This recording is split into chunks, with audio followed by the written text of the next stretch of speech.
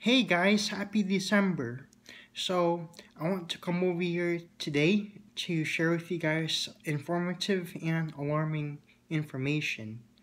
Now, I read the other day about an article about two giraffe subspecies that were listed as critically endangered. So, let's go on ahead and get to the article. So the title of the article is Giraffe Subspecies Listed as Critically Endangered for the First Time.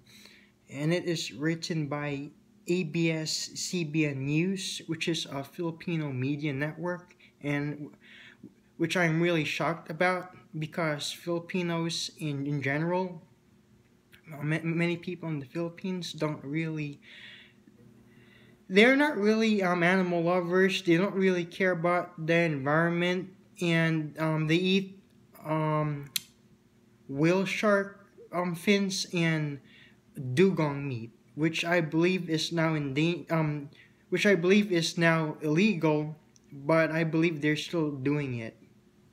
So not I'm really shocked that this is going to be written by a Filipino, cause just like many people in Asia, they are not um, um, really environmental conscious.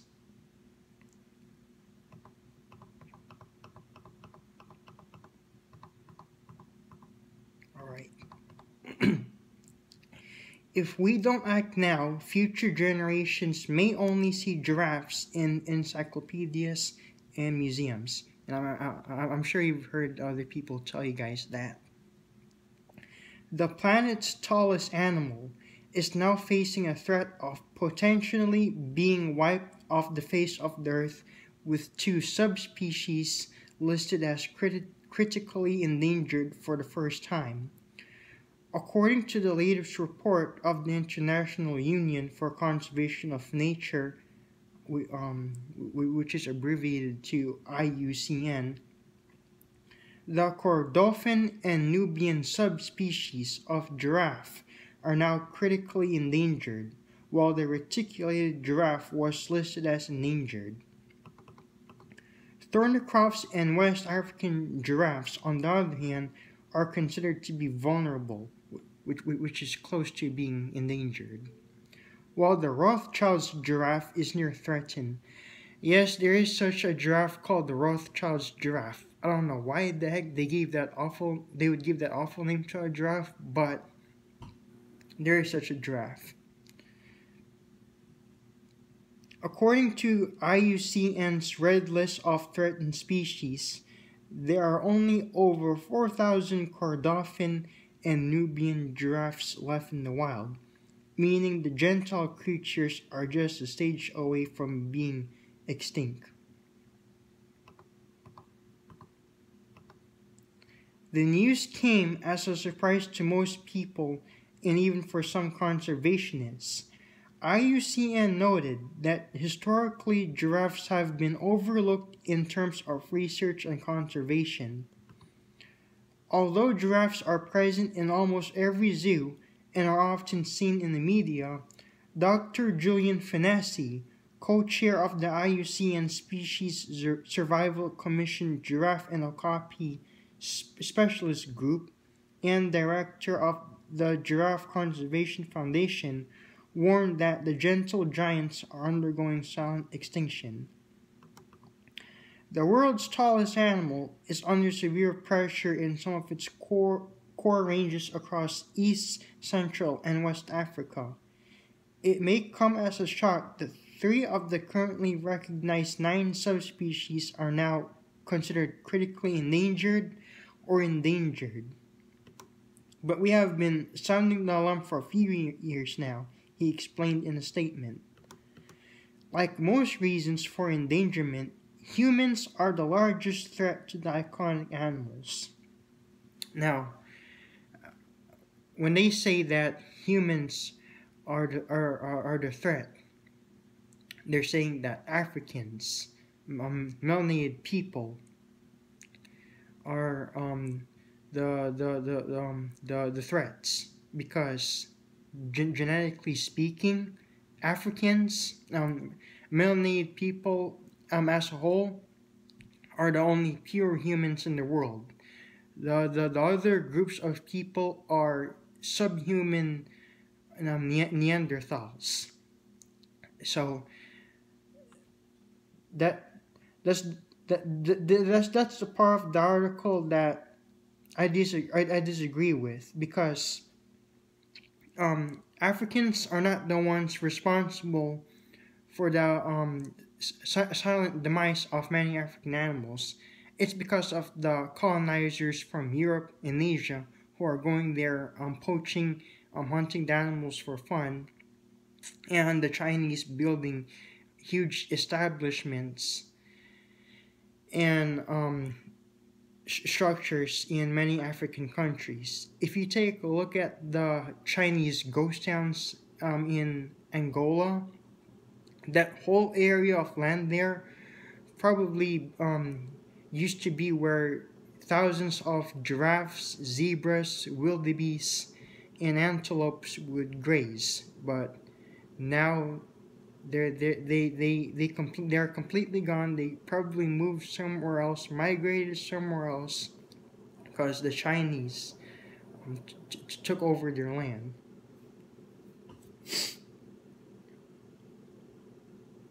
Now, where did I left off? The habitat loss through expansion of agriculture and mining, increasing human-wildlife conflict, illegal hunting, and civil unrest are all factors that are contributing to the giraffe's dwindling population.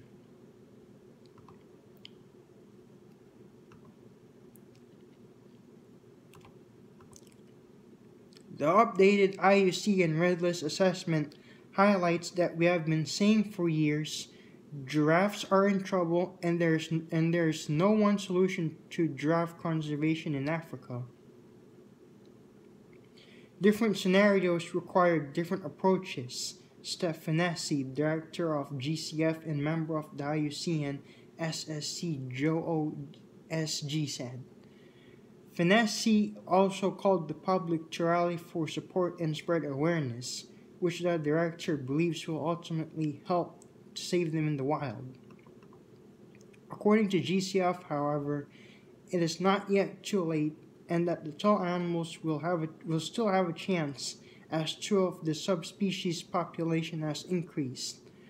Although the West African and Rothschild's population is still at risk, the giraffe subspecies have improved their conservation status.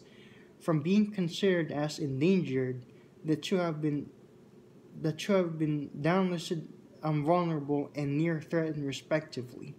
That's still close to being extinct. This is a conservation success story and highlights the value of making proactive giraffe conservation and management efforts in critical populations across the continent. Working collaboratively with governments and other partners, we feel that our proactive measures are saving giraffes in some areas before it is too late. It is now timely to increase our efforts, especially for those listed as critically endangered and endangered. Arthur Muniza, East Africa coordinator of the GCF, said in a statement. So that's the whole article. Now let me read to you guys another article, which was from a day ago. And both of those articles will be in the description box if you want to read them later. So the name of this article is Giraffe Declared an Endangered Species in Kenya, and it is written by Times Live.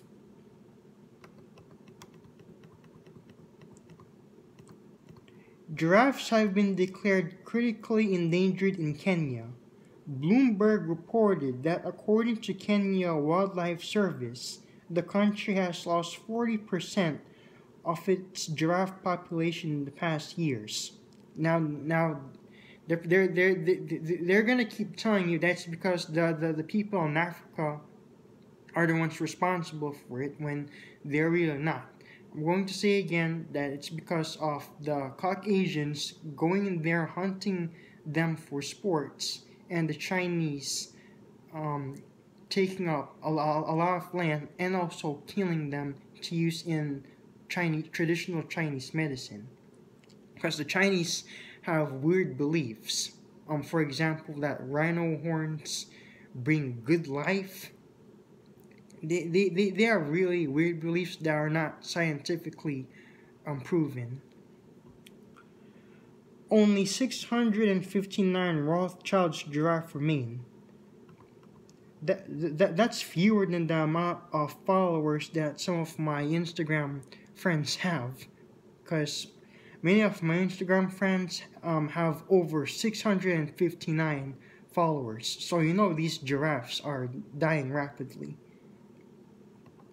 which should be a concern to conservationists. Alright, the Kenyan government has launched a land use program to secure the habitats of endangered giraffes. According to the Nairobi Wire, the National Recovery and Action Plan for Giraffe has been set up to combat the decline of the animals due to poaching, habitat loss, and climate shock diseases. And those diseases are probably coming from the Europeans who are colonizing Africa once again. Because diseases come from nobody on earth but filthy, disgusting Caucasians. And during the colonial American times, when the Europeans colonized America, they brought all kinds of diseases with them that the Native Americans were not immune to, and those diseases killed off millions of Native American populations. So these diseases that are occurring widespread in Africa are probably coming from these Caucasians. Alright. 3 species of giraffe have been added to the International Union for Conservation of Nature's Red List of Threatened Species, namely the Kordofan and Nubian giraffes as critically endangered, and the reticulated giraffe as endangered. According to the Giraffe Conservation Foundation, the Kordofan giraffe is mainly found in southern Chad, Central African Republic, Democratic Republic of Congo, and western South Sudan. Nubian giraffes mainly found in west central Kenya, South Sudan, western Ethiopia, and northern Uganda, number 2,645. There are approximately 8,700 reticulated giraffes, also known as Somali giraffes, in southern Somalia and southern Ethiopia. According to the World Wildlife Fund, WWF, 60% of the world's animal population has been wiped out by, it says here, human activity, but I'm going to rephrase that and say that 60% of the world's animal population has been wiped out by Caucasian and Asian activity in the past 40 years, because the Caucasian and Asians are the real killers of this planet. It's not melanated people. It's not in the nature of melanated people to be destructive and invasive. It's just in the nature because they're not savages. The real savages are these Caucasians and Asians who are causing huge havoc around the world. Other critically endangered species include the black rhino, eastern lowland gorilla, Malayan tiger, and the orangutan, according to the WWF. So, there you have it. Giraffes are rapidly becoming extinct, just like the woolly rhino, woolly rhino, woolly mammoth, and Tyrannosaurus rex. Because of these invaders, these outsiders. going to Africa and hunting down the animals in mass. There aside from the giraffes, from those two species of giraffes that were mentioned in the article, there are other animals in Africa that are critically endangered and are still being hunted down by Caucasians, like the scimitar horned oryx. It's a critically endangered antelope that inhabits North Africa, but whenever I go online to browse pictures of animals, I see these critically endangered animals next to hunters who have killed them for sport. You see, it's not melanated people who are responsible for the decline of many animals. It's the destructive Caucasian and Asians, because like I keep saying, they are the real savages, and it's not in the nature of melanated people to do evil things like this. I don't see Black Americans traveling to African countries or Asian countries, hunting down lions, giraffes, hippos, pandas, and tigers for sports. It's mostly the Caucasians. Yet when you call these Caucasians out on their deviltry, they're gonna accuse you of being racist. There's nothing racist about calling out the deviltry of another group of people, because we have to keep telling it like it is, and we have to keep spreading awareness.